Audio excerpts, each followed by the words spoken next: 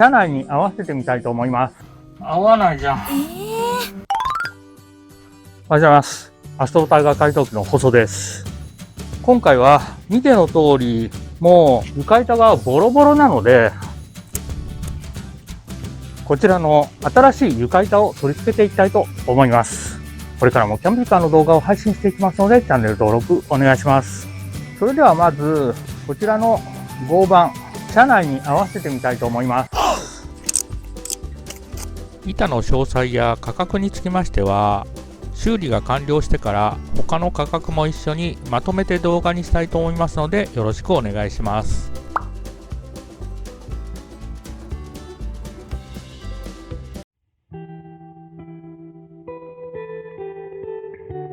コードが引っかかるな。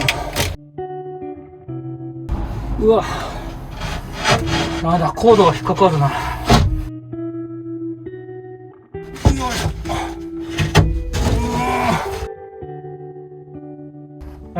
どうしよう。一旦撤退。板を入れる方向を変えて再チャレンジです。こうして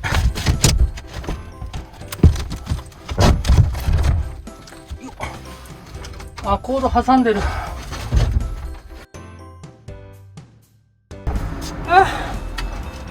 配線を挟んでいるので隅に逃がします。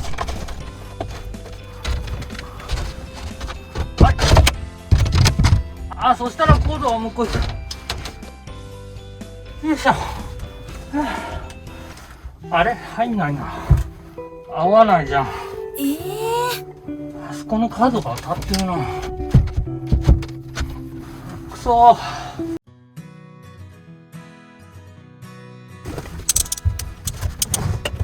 合板が当たって入らないので、前回の動画で塗った木工パテをカッターナイフで切り取ってます。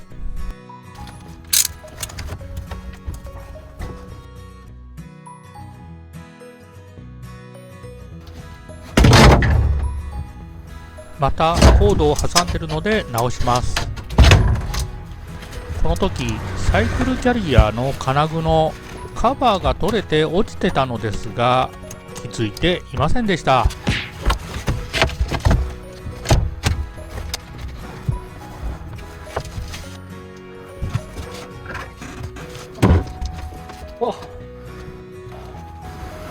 なんとか向こうは隙間が空いてますが、ここは今ギリギリの状態です。あれ、なんか浮いてるな。床板のこの辺りに配線を通す穴を開けておく必要があります。ここ穴開けていきます。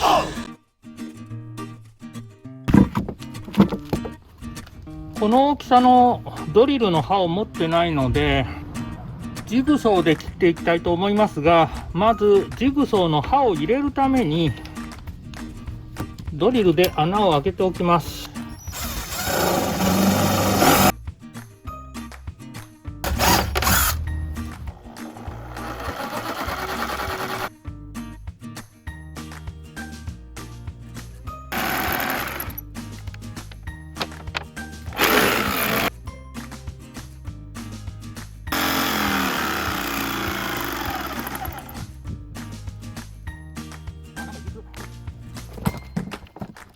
ベルトグラインダーでこの角をきれいにしておきたいと思います。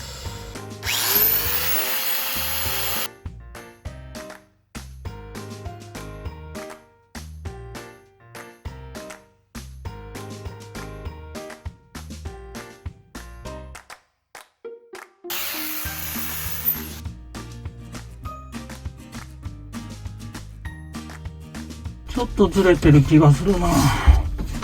合わせてみると少し穴が小さいので、広げる位置に印を書いています。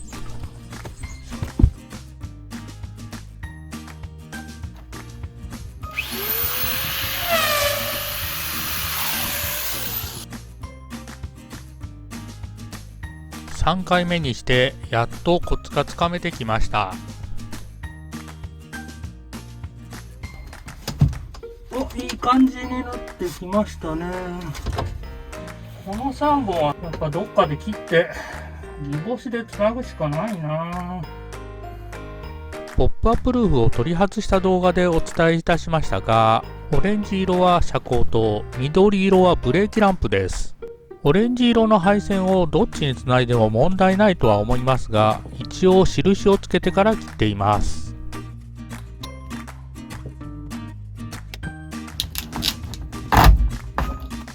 車体の下から一旦引き抜いてから穴に配線を通しています。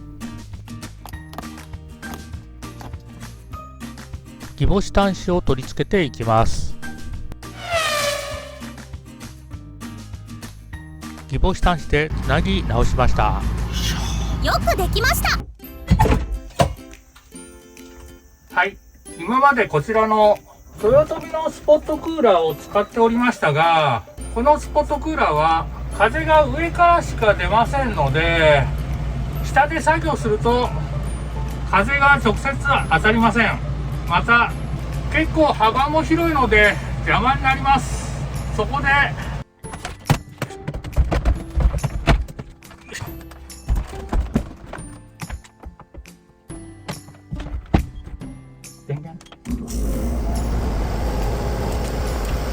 こちらのヤマゼンのスポットクーラーを購入してみました。風がこっちから出るので、作業している時に風が当たるんじゃないかと思います。やっぱり直接当たる方が涼しいですね。前の動画で取り外したキッチンを合わせてみます。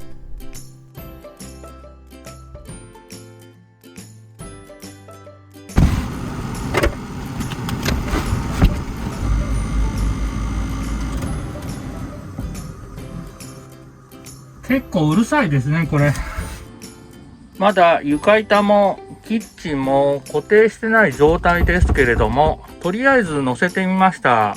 こちらのタイルカーペットを敷こうと思っていますが、もともとは全体的にここに残ってるクッションフロアマットが引いてありました。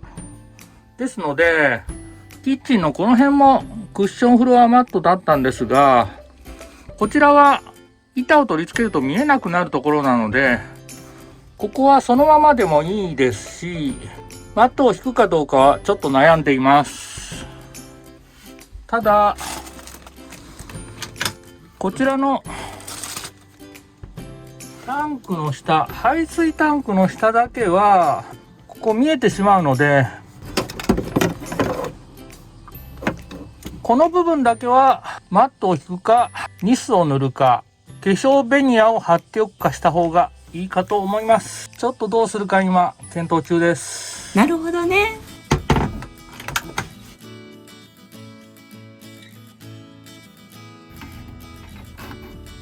タイルカーペットを貼るとしたらここまでですかね。ただもともとクッションフロアが引いてあった時にはこの板の下とこの板の下が高さ一緒だったんですけれども、タイルカーペットをここまで引いてしまうと、ここのタイルカーペットのところとキッチンの下、タイルカーペット分高さが違ってくるので、これちょっと動かなくなるかもしれません。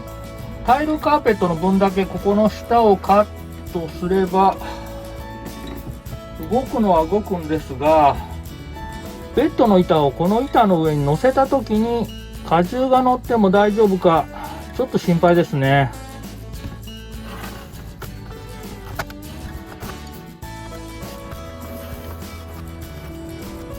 この部分はテーブルをしまう隙間なんですけれども、テーブルは運転席の上の収納の方に入れたいと思ってますので、ここはもう塞いでしまってもいいかなと思ってます。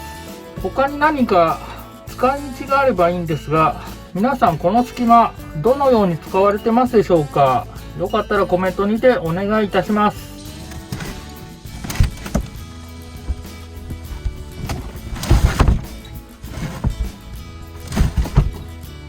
この隙間がそうなんだな。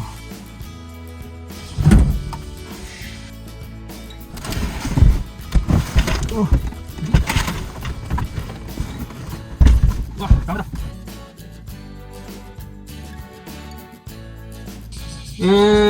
どうやって取り外したんだっけ。いけた。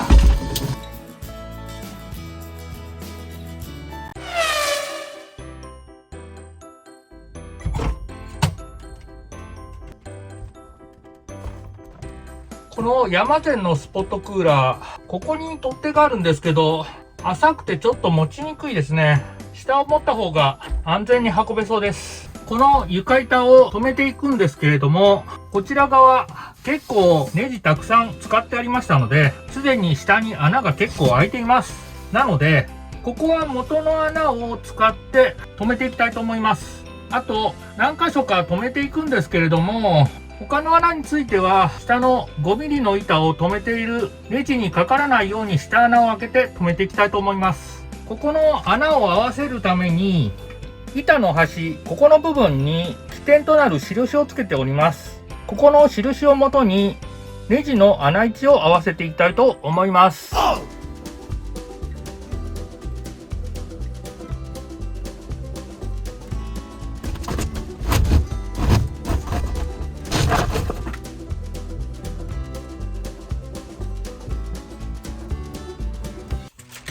前の動画でこちらの 5mm の板を止めた時と同じようにトレーシングペーパーを使って穴位置を写し取りたいと思います。だいたいこの辺かな。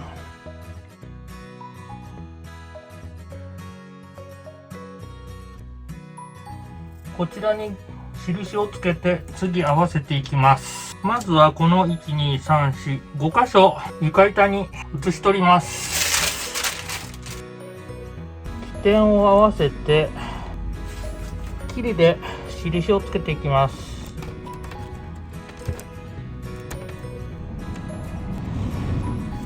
次の起点となる位置を取ります。少しずつずれていきそうですね。ここまで取ったのでここを合わせて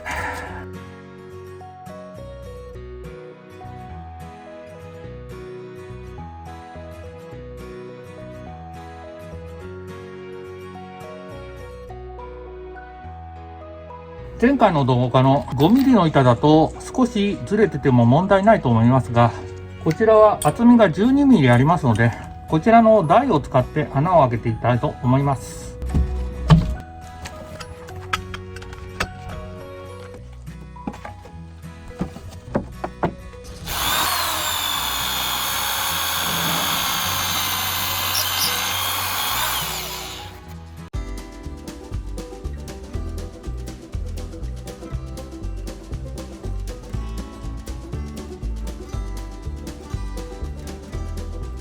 キリを刺して開けた穴ともともと開いてる下の穴が合ってるかを確認しています。ここがいけないな。ここだけちょっと調整が必要ですね。他のネジ止めする穴も開けていきます。フレームの位置を測って板に線を引いていきます。11.5。マスキングテープを貼って 5mm の板を留めたネジの位置を書きます。マスキングテープを剥がして板に貼ることでネジの位置を写し取ります。写し取ったネジとネジの間に穴を開けます。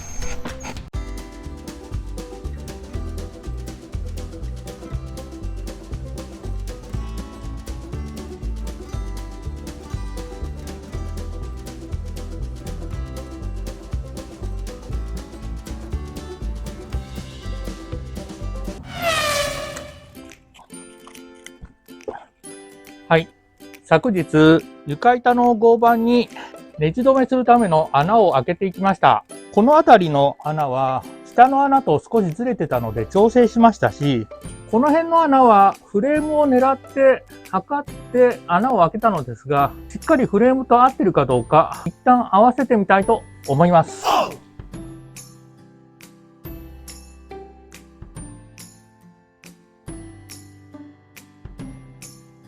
竹串を持ってきました。竹串を刺し穴位置の確認しています。でもだいたいこんなとこかな。板がずれないように竹串は刺したままです。他の穴、下穴開けていきたいと思います。まあいいか。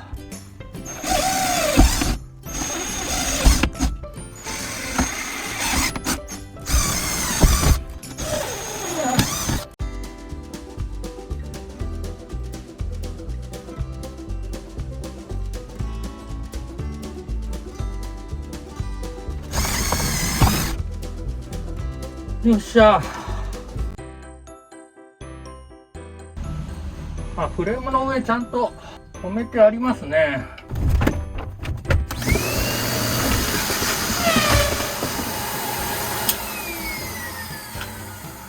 先ほど開けたところ 3mm から 4mm のドリルに変えて一回り大きい穴にしておきます。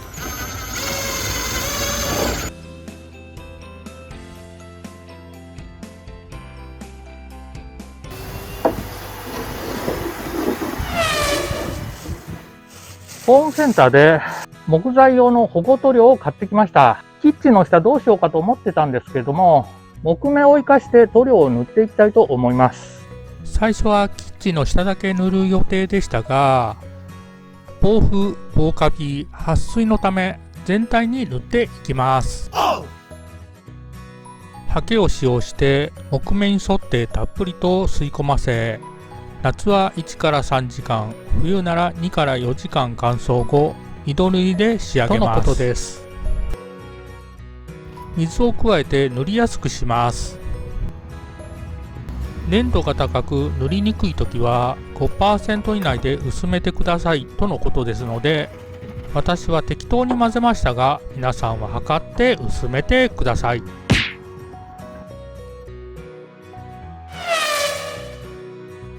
裏側も塗っていきます。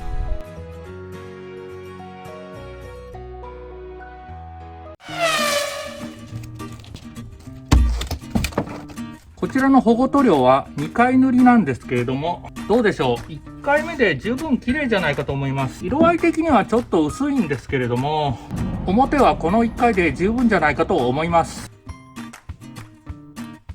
裏は少し毛羽立ってたので、サンドペーパーで少し磨きました。こちらの塗料の方にも、1回目の塗装が十分乾燥した後、塗装表面にざらつきが生じる場合は、320番程度のサンドペーパーを軽く当ててから2回目を塗ると滑らかに仕上がります。との記載がありますので、裏側だけもう1回塗っておきたいと思います。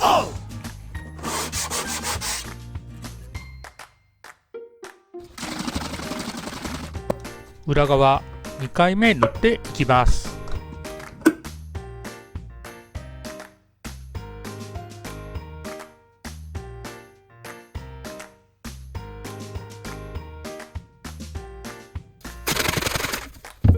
昨日1回塗ったんですけれども、もう1回塗っておこうと思います。取り外して裏側も塗ればいいんですけど、ちょっとめんどくさいんで表だけ塗っておきます。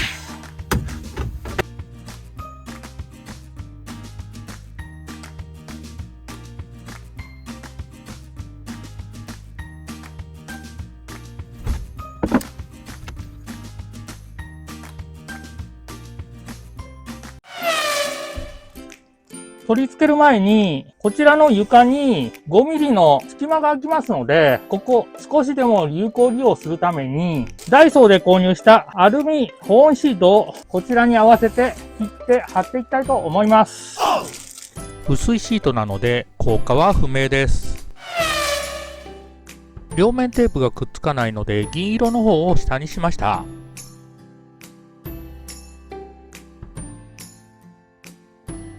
竹串を刺して位置を確認しますが、入っていかないので板をずらして合わせます。竹串入りました。ここも位置を合わせます。ずれてるな。よし。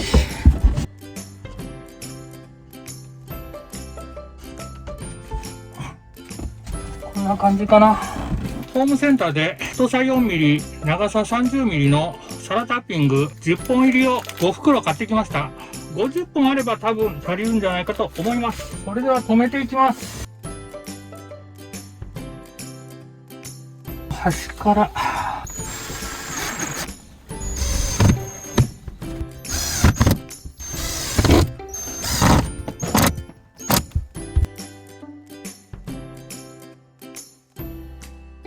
穴位置を合わせた竹串を抜いてネジを取り付けます。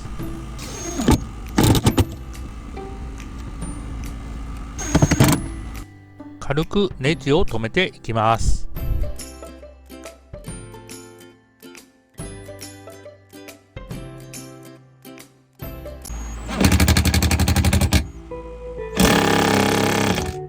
ずれてるな。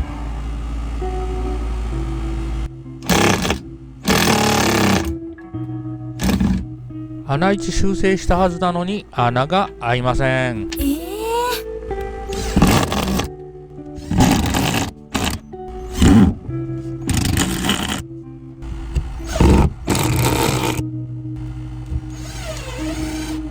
空回りするのでここもダメです。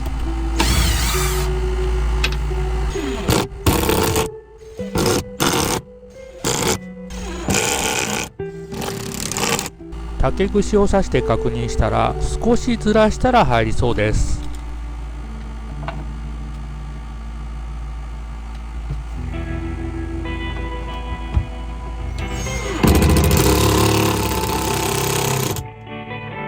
ここもずらしたら入りそうだったのですが、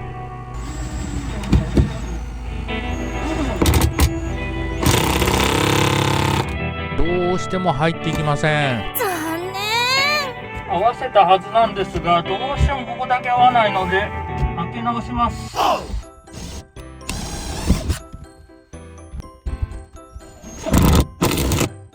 今軽く止めてますので、まだネジの頭出てますけれども、全て穴位置合わせましたので、あとはネジの頭が埋まるまで締め付けていきたいと思います。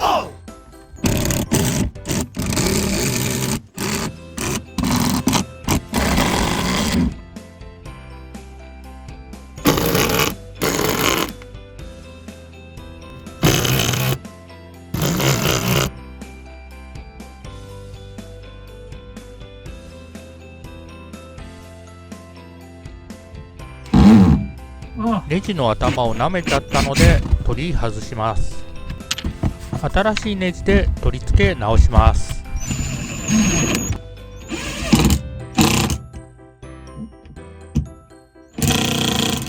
よし、やっと終わった。床下から床板に開けた穴に配線を通します。はい、床板がボロボロになってしまった中古のキャンピングカーインディ727ですが、やっと床板張り替えることができました。まだキッチンを戻したりカーペットを引いたりしないといけませんが、次回は断熱壁紙のサンプルを購入してみましたので、まだどの色にするか決めておりませんが、次回の動画では壁紙の張り替えしていきたいと思います。今回の動画は以上になります。いつもいいねとコメントありがとうございます。これからも頑張って動画配信していきますので、チャンネル登録お願いします。最後までご視聴いただきありがとうございました。こちらがホワイト、こちらがグレー、こちらはオフホワイトです。どれがいいですかね。奥さんにも聞いてみたいと思います。